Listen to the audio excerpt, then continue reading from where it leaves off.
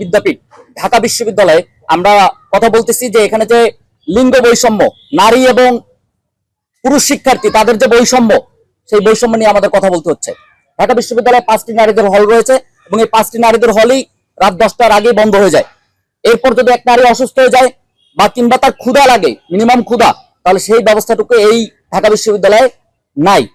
26 সালে এসে এই ধরনের বৈষম্য নিয়ে কথা বলতে হবে, এটা আমাদের ঢাকা বিশ্ববিদ্যালয়ের শিক্ষার্থী হিসেবে আমাদের জন্য লজ্জা। এর জন্য দায়ীকে আমরা যদি এর এখন পর্যন্ত এই সমাধান হয়নি একমাত্র প্রশাসনের অজুহাতের কারণে। ঢাকা বিশ্ববিদ্যালয়ের নারীদের যে 5টি হল রয়েছে, সেই 5টি হলের যে প্রভোস্টরা রয়েছে, সেই প্রভোস্টরা নিজেদেরকে এক একজন লর্ড ভাবে। তারা ভাবে যে তারা মানে এটাকে আপনি কি বলবেন, যে সরকারি কর্মচারীরা যেভাবে লাঞ্চের পরে আসেন কিংবা তাদের যে মানে দায়িত্ব জ্ঞানহীন একটা অবস্থা, যে একটা চেয়ারে বসে আছে কিন্তু সেই চেয়ারটার দায়িত্বটা কি, ন্যূনতম সেন্স এইটুকু এই মানুষদের নাই, এই প্রভোস্টদের নাই।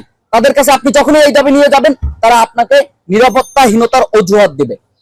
তাহলে আপনি যদি নিরাপত্তাই না দিতে পারেন, তাহলে এই চেয়ারটা আপনি বসে আছেন কেন? আপনি ওখান থেকে পদত্যাগ করেন, যে নিরাপত্তা দিতে পারবে তাকে আনেন। আপনি ব্যর্থ, আপনি সরে যান। কিন্তু তারা তা না করে, ব্যবস্থা না নিয়ে নারীদেরকে আটকে রাখবে। 26 সালে এসে নারীদেরকে খাঁচার ভিতরে বন্দী করে রাখবে। কিন্তু এটা তো একটা ধর্মীয় শিক্ষা প্রতিষ্ঠান নয়, এটা তো একটা বিশ্ববিদ্যালয়। এখানে তো সকলের বিচারণ করার, সকলের জ্ঞান আহরণ করার, বিভিন্ন ধরনের কর্মকাণ্ডে অংশগ্রহণ করার একটা অধিকার রয়েছে। আপনি 10টা বাজে তাকে আটকে দিলেন, তারপর তার সেই অধিকারটা তো ক্ষুণ্ণ হয়ে গেল। তাহলে এই অধিকার কে দেবে তাকে? আমরা এর বাইরে ধরেন বিশ্ববিদ্যালয়ের যে ভিসি প্রক্টর, তারাও এই দায়টা নিতে চায় না। কিন্তু এই সামগ্রিক বিশ্ববিদ্যালয়ে আমরা দেখি ভবঘুরে ঘুরে বেড়ায় যারা নারী শিক্ষার্থীদেরকে উত্ত্যক্ত করে। ঢাকা বিশ্ববিদ্যালয়ে 2টা মেয়েদের হল নীলক্ষেতের বাইরে এই বিশ্ববিদ্যালয় থেকে বিচ্ছিন্ন হয়ে আছে, যেখানে যেতে হলে আপনার একটা বাজার পার হতে হয়, একটা বাস স্ট্যান্ড পার হতে হয়। এখানে কি ন্যূনতম নারীদেরকে নিরাপত্তার কোনো ব্যবস্থা এই বিশ্ববিদ্যালয় প্রশাসন এখন পর্যন্ত নেয়নি। আমরা বারবার দাবি জানানোর পরও তারা মানে আহাম্মকের মতো তাকিয়ে থাকে যে কি করবে, কি করার আছে। যদি নাই করার থাকে তাহলে ছেড়ে দেন আপনারা। জাহাঙ্গীরনগর বিশ্ববিদ্যালয়ে তো নারীদের 24 ঘন্টা হল খোলা থাকে, ওই সেখানে তো নিরাপত্তাহীনতার কোনো অজুহাত আমরা দেখি না। সেখানে তো সেটা তো চলতেছে। তাহলে ঢাকা বিশ্ববিদ্যালয়ের সমস্যাটা কি? এখানে ভবঘুরে দোকান ঘুরে বেড়ায়, এখানে যেখানে সেখানে রিক্সাওয়ালারা পর্যন্ত নারী শিক্ষার্থীদেরকে উত্তপ্ত করে থাকে। তারপরে আসছে গত 6 বছর পরে ঢাকা বিশ্ববিদ্যালয় নতুন করে ডাকসু নির্বাচন হয়েছে।